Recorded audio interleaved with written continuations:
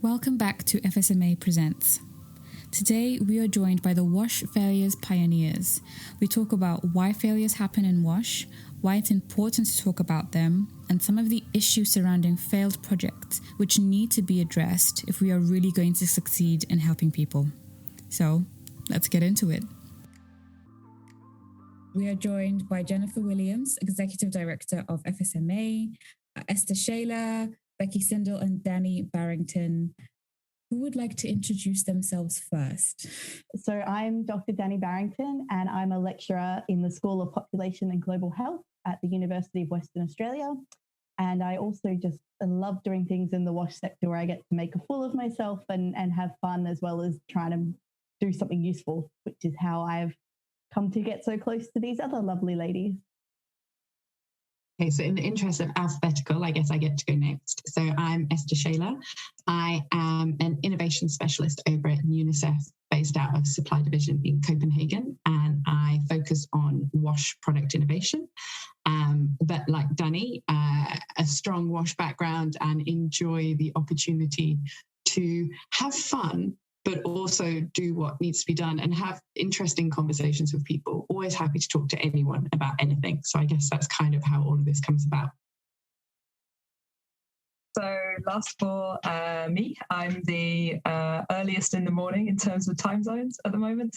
I'm Rebecca Sindall, and currently I don't work in a WASH organisation. I work for a drowning prevention organisation, but there are some strong links between drowning and water and sanitation. But the last 5 years I was working in South Africa for the WASH R&D Centre at the University of KwaZulu-Natal on sanitation projects. Great. Thank you, everyone. Happy to have you all here today to talk about this interesting project you guys have been working on or you ladies have been working on for some time, sort of now called the WASH failures. So we just want to kick it off and start with just what was the beginning of it and how has it grown since you started? Cool. Well, WASH failures. So we met at a conference, actually one of the FSM conferences back in Chennai, I believe it was. And that's how we kind of all met and instantly hit it off, but also bumped into each other at a couple of other conferences and in discussions over tables of tea and all sorts of things, realized that there was a lot not being said about some of these projects, which actually would help us all, because otherwise there's a risk of repeating the same failures and having the same issues. And we just felt that the environment wasn't quite right to enable this discussion in a collaborative way without pointing fingers. Failure is quite a scary word. So it's how do we create that environment? And that's how things started. So we ran a game show a few times at a number of conferences, which was a bit of fun to just try and share that, there are things that people have made mistakes about, but there is a serious side to it, and how can we start to address the failures that others have made and share them in a way that is just more collaborative. Often failures are shared over a drink at a conference in a very kind of casual way, but really, how do people who can't access the international environment have that freedom of discussion? So we did the game show at a couple of conferences. We also did an online special for Menstrual Hygiene Day. And we have our Twitter account where we try to share these things, but also we've tried to move this forward in a more proactive way as to what people can do, not just what's being done. And so we have the Nakuru Accord, which is all about how we can share failure more, some suggestions around professionally sharing failure. And then more recently, we've had the Amplify project, which covers, there's a team across 5 countries. Yeah. And that we're going to be sharing that research soon. But the idea of that is sharing stories of WASH workers in the field, and how they perceive failure and the root causes and what we think we can do about it. And as well as that, there's the WASH failure special edition, which is being published at the moment as well. So it's kind of, it's morphed over time. Initially, it was just trying to get the conversation space there, and then we've kind of seen what we can more proactively do that isn't just fun and games, and actually is useful for the wider sector as well. Great, thanks. So maybe, Esther, you did a pretty good job, but of setting up the background, but just curious about the Wash Failure Special Collection Project, and if one of you can elaborate a little bit more on that. Yeah, I can talk about that. So I am obviously in the academic sector, and the more we started talking about the failure stuff, a lot of people, academics, early career researchers, up to professors, were saying to us, well, things go wrong all the time in our research or in our practice that we'd like to write about as research papers, but there's really no outlets for them. A lot of the time, if something doesn't go well, it's not considered new, it's not considered novel, it's just something else that failed. But then if everyone thinks that every time they develop something new, we risk reinventing a square wheel over and over again. And we don't want to be wasting money on that stuff either. So it's not just about being able to talk about failures. We thought we actually want a way for academics to get recognised when they talk about their failures as well, and to actually make sure that we get them out there.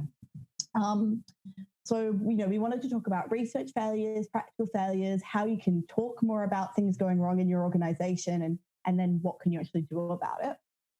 And I guess our first failure happened when the first journal that we were supposed to go with, which was published by MBPI, it turns out have quite racist practices, which were, in terms of academic publishing generally, it's already quite difficult to publish open access so that everyone can read it, so it's not hidden behind a paywall. If you are an early career researcher or you are coming from a lower income country. So we wanted to make sure, there's at least a level playing field. And ideally, we wanted to be able to promote the voice of people coming from lower middle income countries and people who are early in their research careers. And the initial journal we were working with, they wanted us to really promote and provide incentives for, already well-established professors from high-income countries to publish in the special collection. So we said no, thank you. We made it public because we felt there was a lot of bad practices going on and we thought others should know. And through making it public, we ended up meeting with about 6 or 8 different journals who then contacted us and said, hey, we'd love to do a special edition with you. And in the end, we figured out the best place for the special edition, actually it's a special collection officially, was with Environmental Health Insights. And they were willing to give us waive a lot of open access fees. They always waive open access fees for a lot of people from least developed countries or lower income countries and lower middle income countries. And then we also had some support from the FSMA to also help us out if we needed anything else, to make sure we could get all of the papers that were accepted to the special issue out into the world. And yeah, so it's now up there. They've been published as they have been accepted by the journal. So I think we're waiting on one final paper to make it through review process, but all the rest are up there if you want to have a read. Oh, great. I didn't realize they were already out. I was going to ask you today, actually. So what are some of the key takeaways from this project, and maybe, what you've learned specifically since before you started? So I think there's a real variety of papers in the special collection, which is fantastic because it really demonstrates how failures happen everywhere. We've got papers that are talking about failures in the lab in terms of how testing takes place and how it's reported. We've got failures when engaging with communities, and we know that working with communities and working with people generally always throws up some surprises that we weren't necessarily expecting. There's failures in terms of organisational leadership, and even failures when talking about failure. As Dani mentioned, we've had an experience of that, and there is a paper that talks about some of the other ways that people have tried to talk about failure in the past that haven't necessarily worked. So that's one of the things, is that failure happens everywhere. But the interdisciplinary nature of water and sanitation means that we really need better ways to engage with all the different people who we come into contact with and who are stakeholders in projects. And because all of those people come from very different backgrounds, either professionally or personally, we need to borrow tools from lots of different disciplines to really achieve that. So there's discussion in there about using design tools like human human-centered design principles.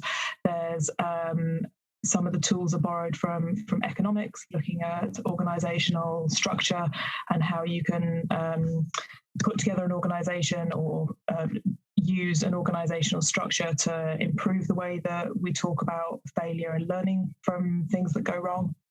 And I think one of the things that, when I say it, sounds really obvious, but it's really nice to have kind of written down and have the reference to go back to, is it's much easier to accept, discuss and respond to failures where we can attribute that issue to someone or something else. It's much easier to be able to point the finger and go, oh no, it wasn't our fault, it was something else that happened.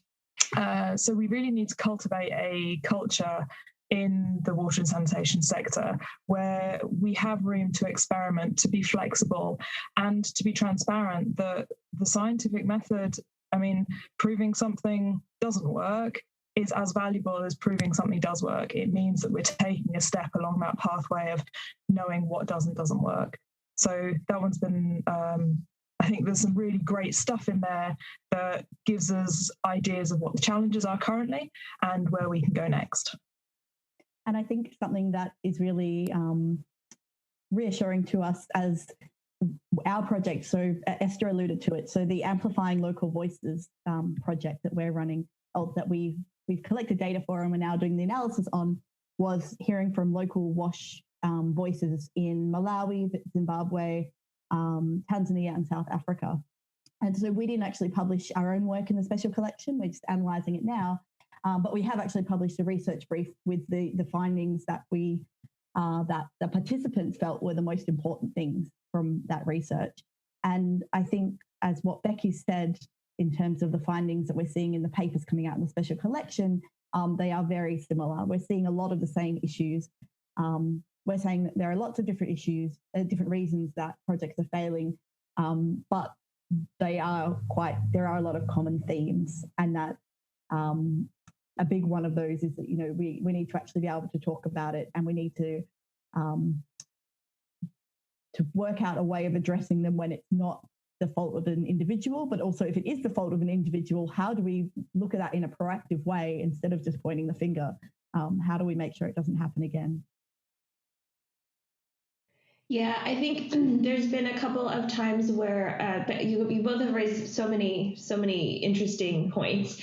It's hard to respond, just to take them all in. But I think, Becky, your comment about needing to take a more multidisciplinary approach is spot on. I think for a long time we've approached it as a technical challenge, but we know with the human element, right, that brings in its own human messiness. And I have a social science background, so I'm a particular proponent of promoting social science. But I also have been on, a couple of field visits for pit emptying and standing there thinking, well, if this all goes properly, what are we going to learn? Because actually, successful pit emptying is actually pretty boring, especially if they're using a vacuum truck, right? Like they connect the truck and they put the pipe down in, and then you just kind of stand around and wait for something interesting to happen. So not that I was hoping that anything would go wrong, but it was also kind of just watching the vacuum truck work, not that exciting. But other failures in pit emptying often end up messy. So there's a trade-off there. But I think this has been really interesting just to hear about how there are some cultural aspects as well. So, how can we talk about failures in a constructive way? Because there is some cultures are really quite shy about discussing failure and opening up. Yeah, and I think it's important to note that there's a difference between failure when you expect it and failure when you're trying to protect yourself from it. I mean, I think all three of us as well have been present at various pit emptying opportunities that have not quite gone right. But as you say, you're expecting it. So it's okay there in some ways to say, oh, that didn't work, and what can we learn from it? The problem we have is when we talk about failure in an environment where people can't own up to it. And as you say, some of this might be cultural, some of this might be organizational. And this is kind of what the Amplify research has cemented. I think we knew a lot of what has come out, but having the evidence base and having people say it in their own words is very different, and giving people the platform to say it. And I think, like I say, when we first started this project, we had a massive discussion amongst the three of us and consulted a number of people about whether we should even use the word failure. Because do people really want to use such a negative connotation around project learning? And actually, even in academic research, when things don't go right, you don't talk about failure. You academicize it and use some big words and make it sound like you needed to learn this to progress. And the truth is we all do. So we did have a big discussion about what the language is with failure. And we were advised by a few people not to use such a strong word. We obviously didn't listen. No, we made a conscious decision that it needed the strong word, actually, even though it may not have been the right one. And I think working with, as you can see, all three of us sit in very different places and have different levels of focus for our work. But I think what's been very interesting is the nature of language and how we discuss the failure. There are supporters of the project who are quite happy to stand up and own it. And that's what the game shows were about. It was trying to get high profile people who we see in the sector as being, at the top of their field, admit to the mistakes they've made because they're in a comfortable position where they can own it. And that's to give confidence to those at a lower level to say, look, if they've messed up, then it's okay if I have. The Amplify research has enabled us to have kind of the key themes that override everything in this area, looking at how we coordinate better between organizations. If each organization is talking about their own failures, then it's easier to share this information. Looking at the cross platforms that we can use for doing this, it needs to be less formal. You can't write in a report, I screwed up. But we can have those informal discussions that we talked about at the beginning, over conferences. How do we recreate that? And also the role of the donor is the key one. We're all accountable to somebody out there. How do we get that to be a positive relationship? It's the classic parent thing of, are your parents going to kill you when you admit that you dropped your phone down the toilet? Or are they going to be, you screwed up, you're probably not going to do it again, so let's move on. And creating that relationship. And yes, I have done that at least once. Did you drop it on one of your girls? No, I dropped it down a festival toilet as a teenager when phones were really expensive. My daughter has broken her phone at least twice.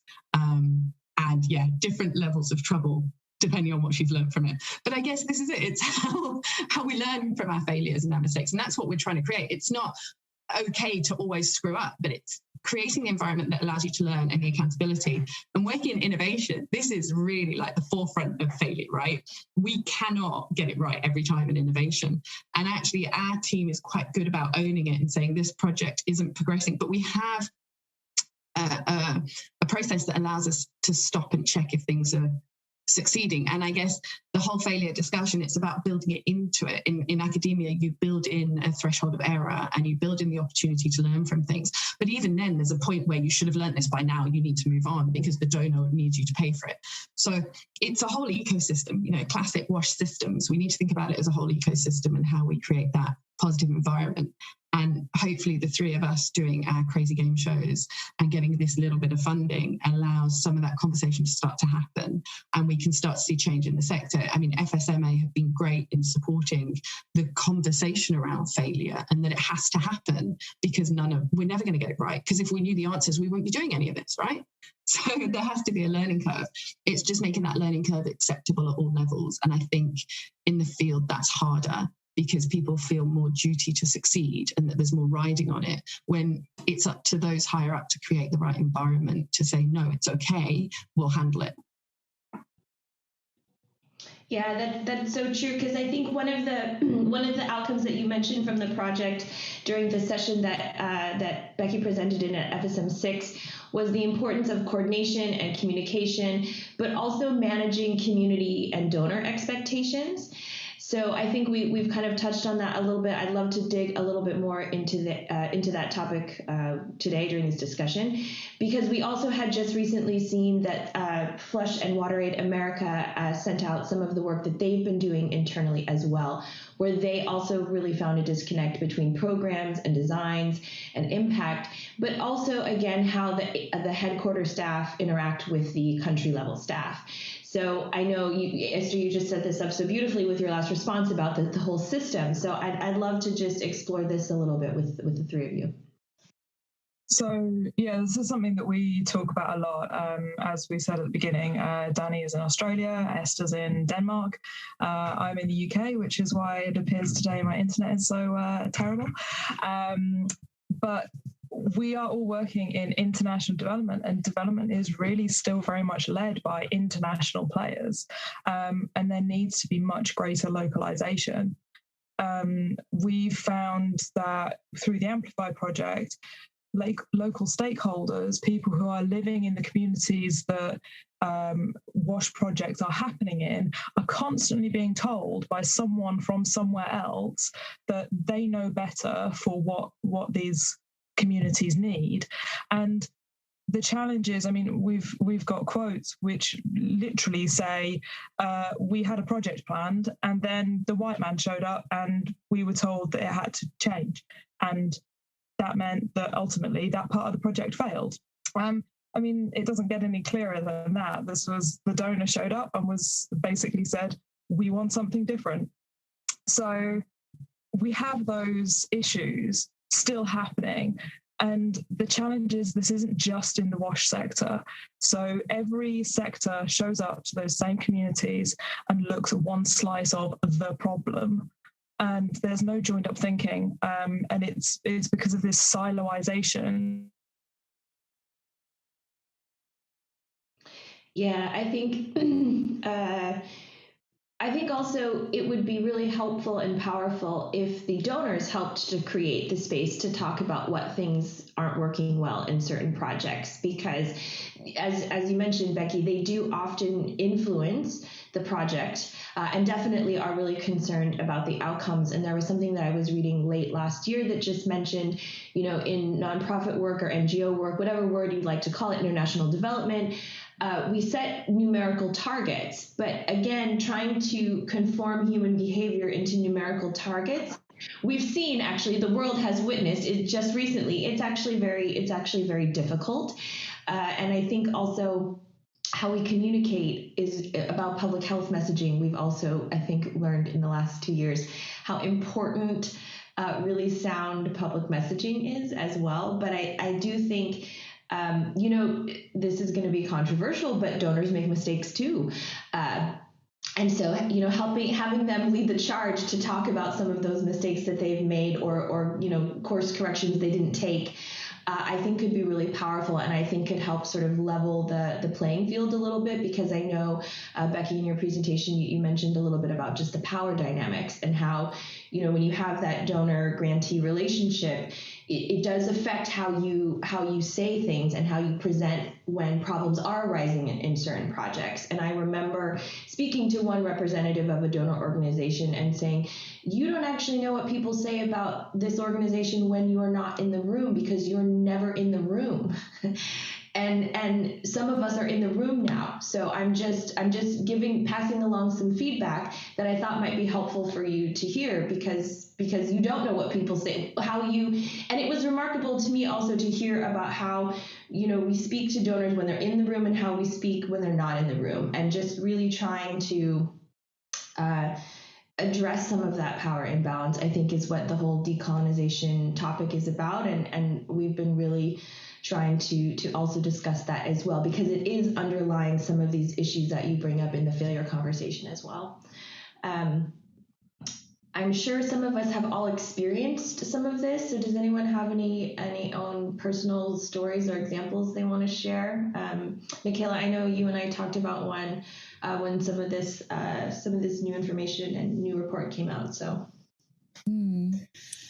Yeah, I recall doing my internship as part of my master's, and I was in a country, and so the organization in this community wanted to get some footage in order for campaigns and whatnot.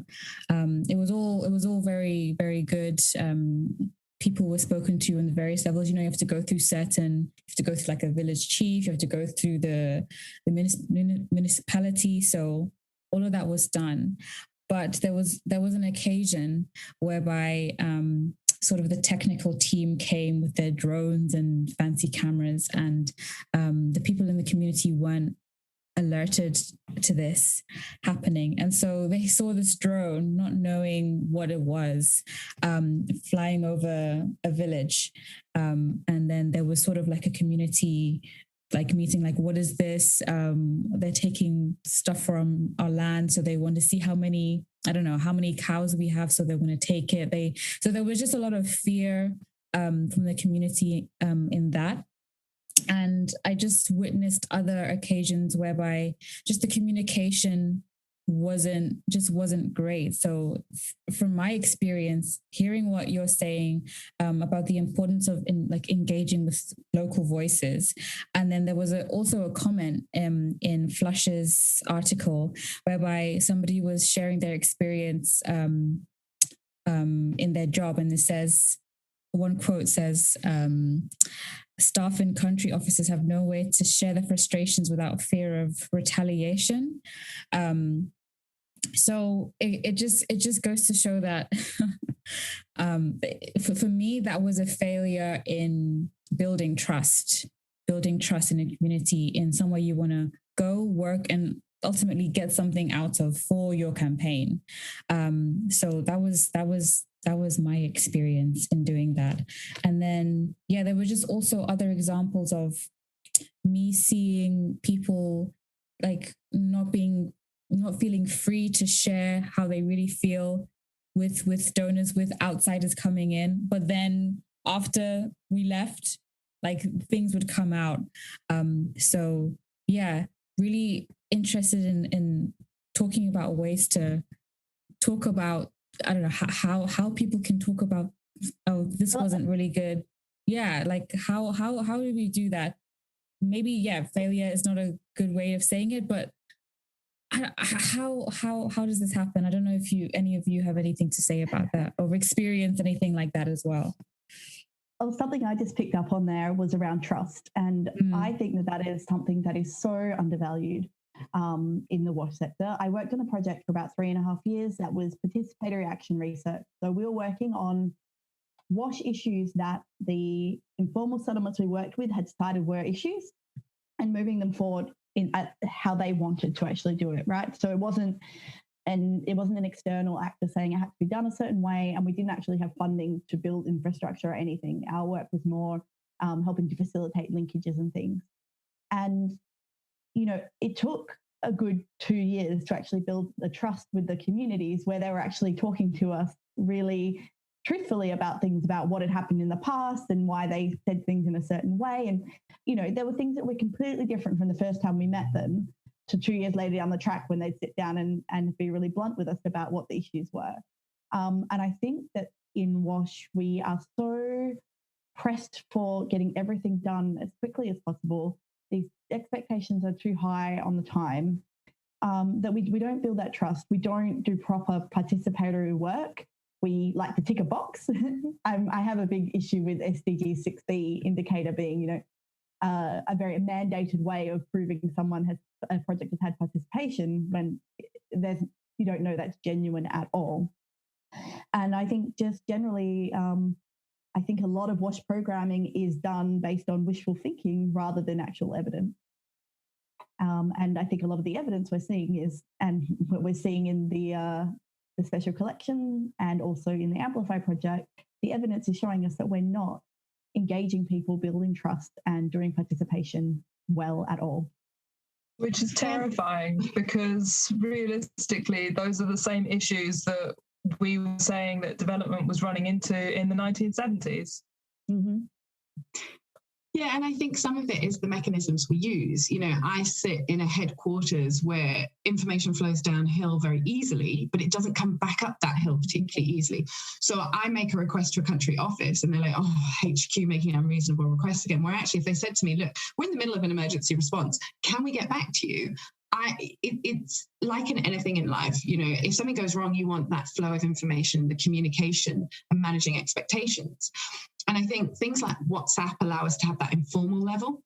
And I think it's building on some of these informal communication mechanisms. Email is very formal and much harder in some ways for our field-based colleagues to feel comfortable raising something. But if you pick up the phone and talk to them, you can normally find these things out. And I think it's sometimes giving people the space in a platform that they feel comfortable with. And this also, we work in a very English speaking environment. If that's someone's second, third, fourth, fifth keep adding language, they don't always feel comfortable finding the words, especially written. And so we need to look at, I actually think a lot of this is really basic methods of communication. And, Dani's much more of a participatory person in her background than I am. And so I think she's got much more tools to draw on, whereas I'm just like, I write things, people read them. But the reality is that isn't how we communicate, and facial expressions play a lot in this as well. I mean, we're all talking and seeing each other now. That makes a difference to just hearing it. So I think we need to just think outside the box a little bit and go, well, I sent an email, you should know.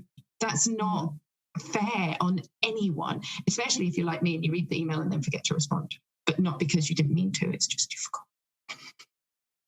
No, and I think how you build trust varies culture to culture.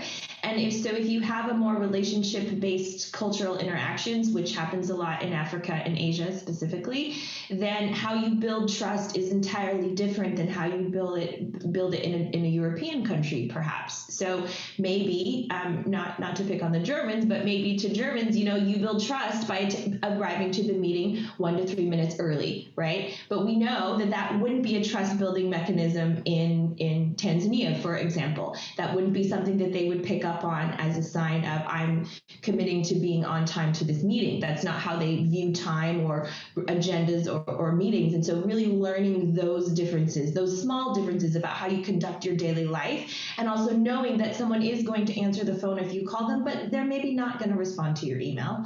And also we've all gotten, we've all maybe gotten emails in another language. And when you get it and you see it, you're like, oh, okay, I'm going to really need to devote some mental space to this because I'm going to need to sort my way through it. And then I'm going to need to respond, which is a whole separate activity, and get, mentally arranging what am I trying to say? And then how do I say it?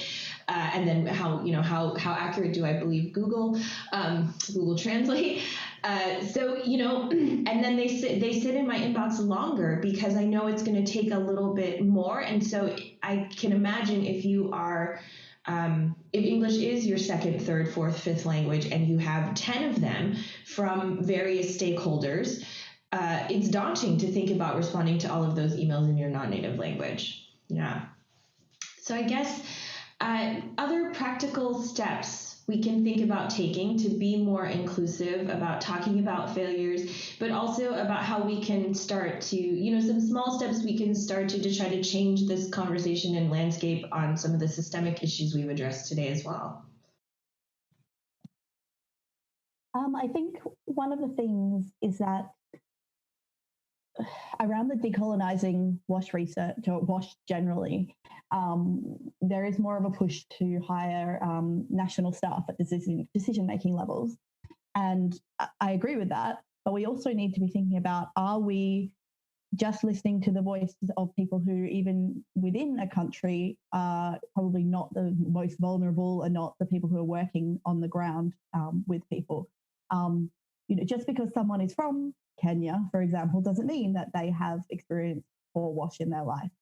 So even though things like, I know Oxfam's moved their headquarters to Nairobi now, and I think that's a great start, and obviously that you just take away a whole level of technological issues and things if you can actually talk to people in person, are we really listening to all the voices that count when we make our decisions? Are we paying lip service to communities? Are we actually talking to the WASH practitioners who work on the ground? I mean, as I said, I'm not sure we're doing participatory work very well, but I think even less we talk about hearing from the actual implementers who work directly with communities.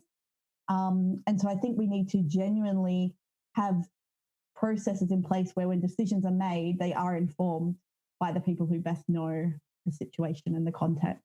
And that doesn't just mean not white people. It can also mean people who've worked more closely in context.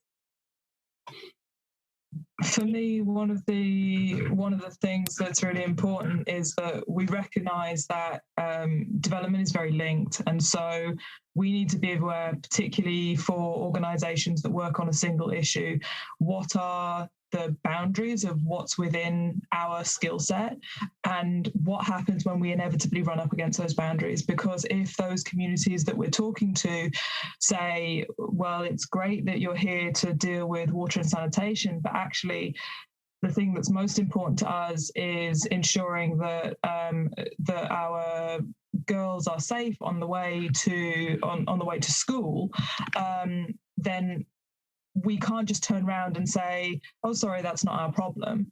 That's never going to build that trust that we need. So we really need to have the time to think about what happens when we run into those boundaries of what we can do. And also, I think thinking about what your skill set is and where it is useful to hear to voice your opinion, as opposed to shutting up and letting other people speak. So, for example, I'm thinking of a project where a lot of people in this community wanted septic tanks, but the community was tidally inundated every day. And so we felt that personally as a sanitation engineer, I had to say, well, it's not actually going to work. Like, it's not technically feasible. And I kind of had to step in there, but also stepping back. And when it was like they wanted to do other things in the community, like building footpaths, and thinking, I'm not really sure that's really relevant, but not my place to say anything. And then they built these amazing footpaths. They found donors to actually fund part of it. They funded it household by household. You paid for the concrete cement in front of your household. And that greatly improved life in their settlement, they felt, because then the kids weren't walking in that tidal inundation to school every day.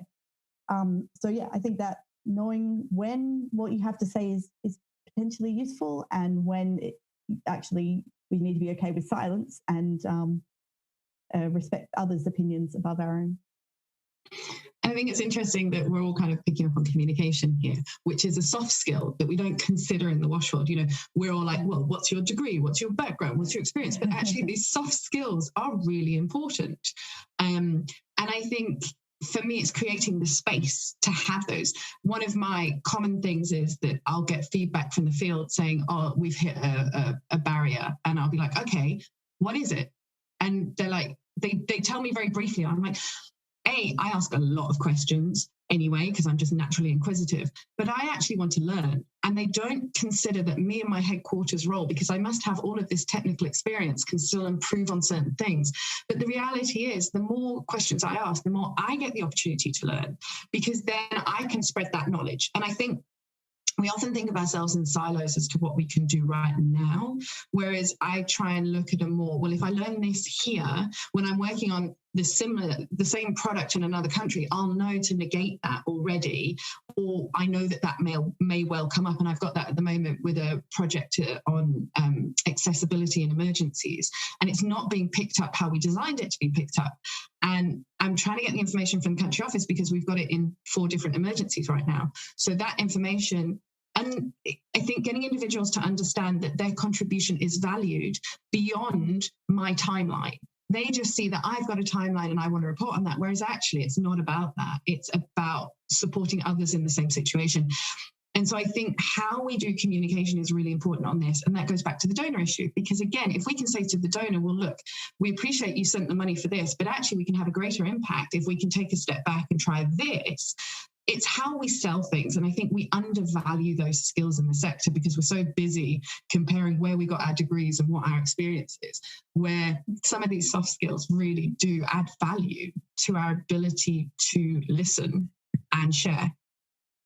To your point, that's also how we promote, is based on those specific credentials, right? And so this is a theme that came up when we were doing just some member interviews last year, which was there has been a lack of focus on some of these soft skills that make you a really good manager.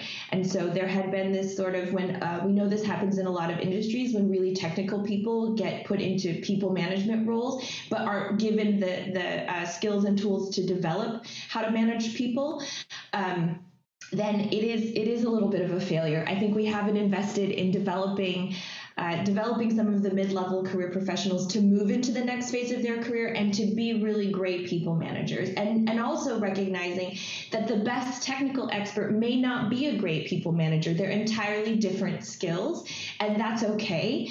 It's just about putting the right people in the right roles, but that really does mean reevaluating how we're deciding who goes into those roles. And I heard someone else was about to jump in, so I'll hand it back over. No, I was just going to make a joke about our everyone has their own skills and ours is making fools of ourselves during a game show at a conference. it is funny. I've been involved with another Women in Wash initiative, and this has come up quite often, that most women feel they need to be more technical to apply for the senior roles. And I think there's a little bit of hiring in your own image, that because of historically how Wash has developed, people are kind of hiring in their own image a little bit. But I think it's actually true. I think 9 times out of 10, it's working out how to pitch what you've got to what you're trying to achieve.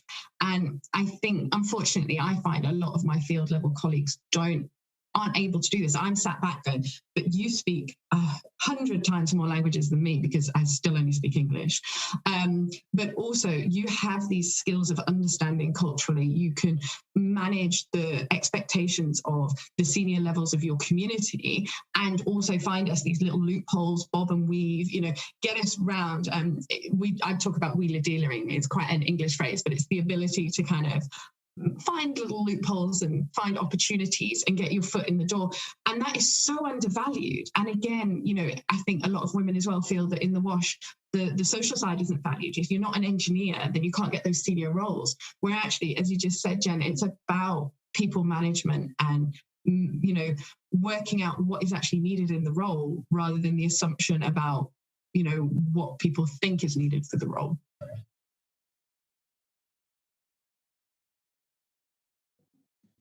Yeah, there's just been a lot of conversations, I think, that are all sort of converging around a lot of the things that we think we could do differently, especially as we've just experienced an upheaval in our lives. So it's a good time to take stock and really look at what do we want to not take with us in this. I'm going to optimistically say post-pandemic era. We will get there eventually. What do we not want to bring with us, and what should we be doing instead? So maybe I'll just, as the final question, are there any thoughts of something we should be doing less of or doing more of? Other than talking. And talking to everyone, having communication, I guess that's what we've been talking about. You've got to have communication flows up and down. You've got to talk to communities. You've got to be able to talk to your donors about being reflexive and being able to pivot when things aren't quite right. I think those things are really crucial. That'd be my big takeaway. I think I'd say expectation management. I think it's really important goes back to communication though, but to have that both up and down, expectation management. What are the community expecting? And manage that expectation, because often that's where frustration comes from. In anything in life, if you're delayed at an airport and you don't get updates, then you can't manage your expectations as to when you're actually going to leave. So I think for me, it's the expectation management, but both up and down. From a management level, these are the frameworks that I have to work within, so why I'm going to be asking for certain things, but also make sure when we're talking to communities and they say we want all of this, we're very clear that we can work within this. So I think that would be it for me. Becky? I'm the anarchist in the group, so I would say more decolonisation, more understanding of the political elements of international development, and what's got us into this situation in the first place. Oh, that's a great question, Becky. I will leave you all with that today.